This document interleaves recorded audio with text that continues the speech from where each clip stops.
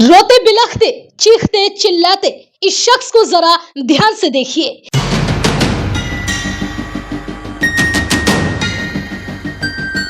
ये चीखें सुनकर शायद आपका भी दिल पसीज जाए। ये आंसू देखकर शायद आपको भी लगे कि एक बेटा अपनी माँ को खोने का दर्द सह नहीं पा रहा।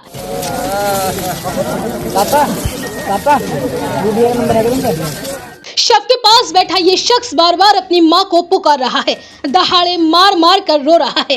कभी सिर पकड़ लेता है, कभी जमीन पर गिर जाता है और देखने वालों की भी आंखें नम हो जाती है। गांव वाले उसे दिलासा दे रहे हैं, कोई उसके कंधे पर हाथ रख रहा है, कोई कह रहा है कि बेटा हिम्मत रखो। उस वक्त वहां मौजूद हर इंसान को यही लगा कि इस बेटे से ज्यादा बदनसीब शायद ही कोई होगा जिसने अपनी माँ को अपनी आंखों के सामने ही एक खूंखार गुलदार के हमले में खो दिया।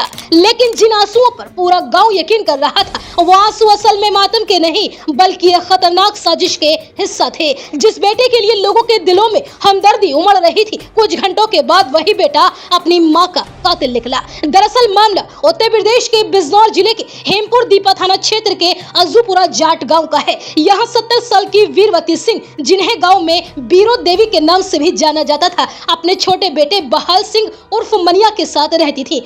उनके पति मुन्नी सिंह की करीब 5 साल पहले मौत हो चुकी थी और बड़ा बेटा रूपचंद देहरादून में नौकरी करता है, जबकि छोटा बेटा गांव में ही मां के साथ रहता है। सोमवार की शाम करीब 5 बजे रोजाना की तरह वीरवती पशुओं के लिए चारा लेने के लिए खेतों की तरफ गई। उनके साथ उनका छोटा बेटा बहाल सिंह भी मौजूद था। लेकिन बुजुर्ग वीरवती को जरा भी अंदाजा नहीं था कि बेटे का सहारा बनकर वो खेत पर जा तो रही है, वही बेटा अब उनकी जिंदगी का आखिरी सफर लिख देगा। और कुछ देर के बाद गाँव में अचानक चीख पुकार मच गई। बेटा बहाल सिंह बदहवास हालत में दौड़ता हुआ आया और जोर जोर से चिल्लाने लगा, खूंखार गुलदार मेरी माँ को उठा ले गया। मैंने बहुत बचाने की कोशिश की लेकिन नहीं बचा पाया। उसकी हालत देखकर गांव वाले भी बुरी तरह से घबरा गए। सभी लोग दौड़ते हुए खेतों की तरफ पहुंचे। थोड़ी दूर वीरवती का शव पड़ा था। शव देखकर हर किसी ने यही मान लिया कि गुलदार ने हमला कर दिया है। देखते ही देखते पूरे गाँव में गुस्सा फैल गया। ग्रामीणों ने वन विभाग के खिलाफ मोर्चा खोल दिया। लोगों को कहना था कि इलाके में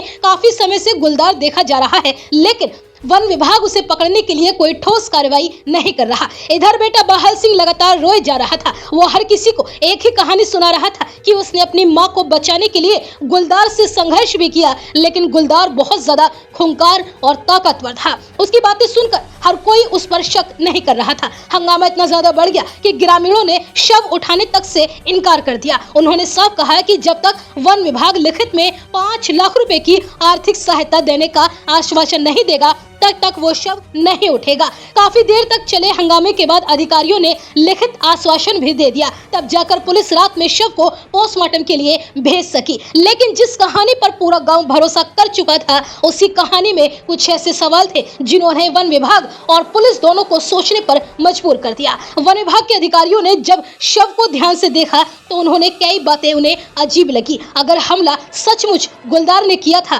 तो शरीर पर दांतों के निशान कहाँ थे? पंजों के गहरे घाव क्यों नहीं थे? शरीर का कोई हिस्सा नोचा या खाया क्यों नहीं गया? ये वही सवाल थे जिन्होंने जांच की पूरी दिशा बदल दी। मंगलवार को बुजुर्ग वीरवती की पोस्टमार्टम रिपोर्ट भी आ गई और रिपोर्ट ने पूरे मामले की तस्वीर ही बदल डाली। रिपोर्ट में साफ लिखा था, वीरवती की मौत किसी जंगली जानवर के हमले से नहीं बल्कि गला घोटने की वजह से हुई थी। सिर्फ इतनी ही नहीं, शरीर पर कई गंभीर चोटों के निशान थे। पसलियां टूटी हुई थी और मेडिकल रिपोर्ट के मुताबिक पेट पर किसी भारी चीज या घुटने से जोरदार दबाव डाला गया था, जिससे अंदरूनी चोटें भी आई थी। अब पुलिस को यकीन हो गया कि यह कोई हादसा नहीं बल्कि पूरी प्लानिंग से की गई हत्या है। इसके बाद पुलिस ने बेटे बहाल सिंह को हिरासत में लिया और फिर उससे सख्ती के साथ पूछताछ शुरू की गई। शुरुआत में उसने खुद को बेगुनाह साबित करने की भरपूर कोशिश की, लेकिन जब पुलिस ने पोस्टमार्टम रिपोर्ट, घटना स्थल के सबूत और उसके बयानों में विरोधाभास सामने रखे तो उसकी झूठी कहानी ज्यादा देर तक नहीं टिक सकी और फिर आखिरकार बेटा बहाल सिंह टूट गया और उसने अपना जुर्म कबूल कर लिया। पूछताछ में आरोपी बेटे ने बताया कि उसका अपनी मां से अक्सर झगड़ा होता था। घटना वाले दिन भी खेत में दोनों के बीच में कहासुनी हुई और फिर बात इतनी ज्यादा बढ़ गई कि गुस्से में उसने अपनी माँ का गला दबा दिया। जब माँ की मौत हो गई तो उसे समझ में आ गया कि अब बचना आसान नहीं होगा। तभी उसके दिमाग में एक खौफनाक प्लानिंग आई। उसे पता था कि अगर किसी की मौत गुलदार के हमले में होती है तो वन विभाग की तरफ से आर्थिक सहायता मिलती है।